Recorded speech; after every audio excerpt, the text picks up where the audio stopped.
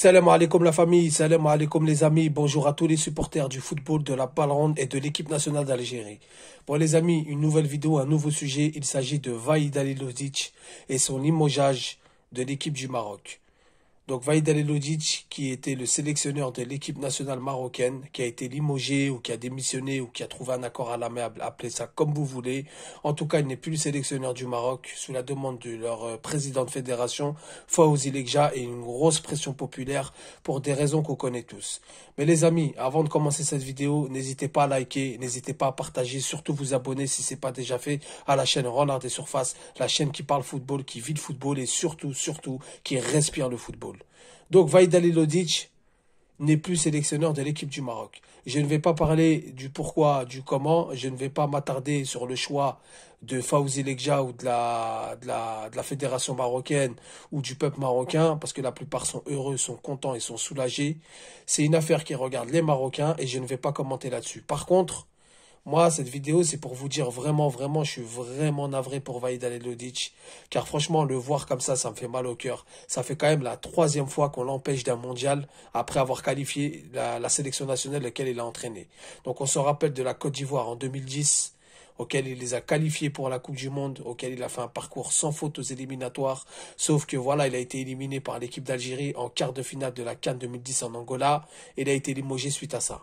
Parce que pour la Côte d'Ivoire, c'était une honte de se faire éliminer par l'Algérie avec les grandes stars qu'on connaît comme Didier Drogba, comme Yaya Touré, comme Salomon Kalou, comme Kader Keita, comme Gervinho, etc., etc.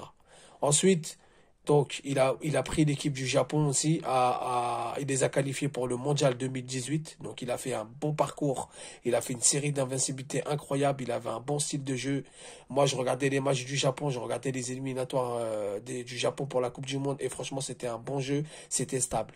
Il a été viré avant la Coupe du Monde. Le Japon a atteint les 8e de finale où ils sont fait sortir par la Belgique après avoir mené 2-0. Et maintenant, avec l'équipe du Maroc. Moi, ce que je veux dire par là, les amis, c'est que quand je vous dis qu'en Algérie, nous avons des valeurs, nous avons des principes et nous avons surtout une parole. Et nous avons surtout un respect de la nation. Et nous avons un respect de ce que représente la nation pour un entraîneur national. Parce que Vahid Halilhodžić, il faut savoir une chose, les amis. Avant de vous dire un peu le caractère de Vahid Halilhodžić, je suis pas là pour vous dire que le Maroc n'a pas de caractère, que le Maroc n'a pas de valeur, ou le Japon, ou la Côte d'Ivoire. Non. Moi, je parle par rapport aux principes algériens. Pour nous, par rapport aux Algériens, ça se fait pas. Il faut dire la vérité, c'est notre point de vue, ça se fait vraiment pas.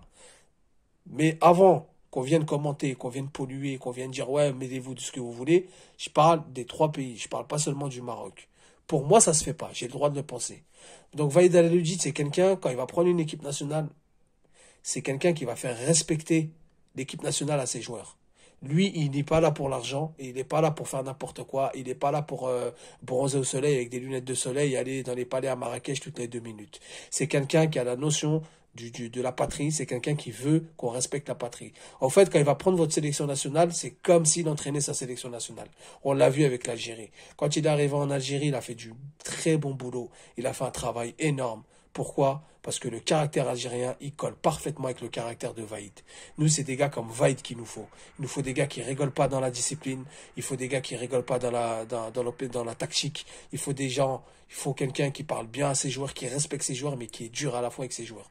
Au Maghreb, c'est ça qu'il nous faut. En Algérie, en tout cas, je sais que c'est ça qu'il nous faut. Et c'est ça qu'il nous a fallu. Et c'est ça qui nous a emmenés en 8e de finale de Coupe du Monde avec Vahid Halilhodžić. Donc voilà, tout ça pour dire ce gros soutien à Vahid Halilhodžić. Total soutien à Vahid Halilhodžić. Franchement, Miskin, il a pas de chance.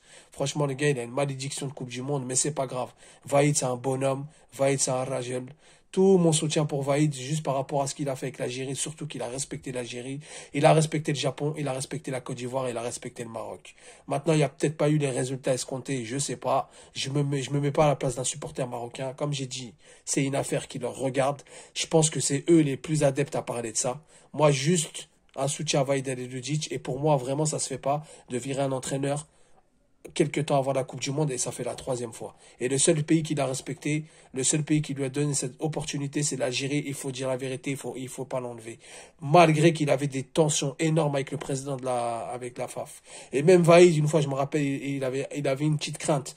de se faire enlever cette Coupe du Monde, le président à l'époque, M. Raourawa, a dit jamais je vais faire une chose pareille. Il a qualifié l'Algérie, il a emmené l'Algérie haut, alors il fera la Coupe du Monde avec l'Algérie. Donc les amis, dites-moi en commentaire ce que vous en pensez. Dites-moi si la vidéo vous a plu. N'hésitez pas à liker, à partager, à vous abonner à la chaîne Renard des Surfaces. Je vous dis salam alaikum, que la paix soit sur vous.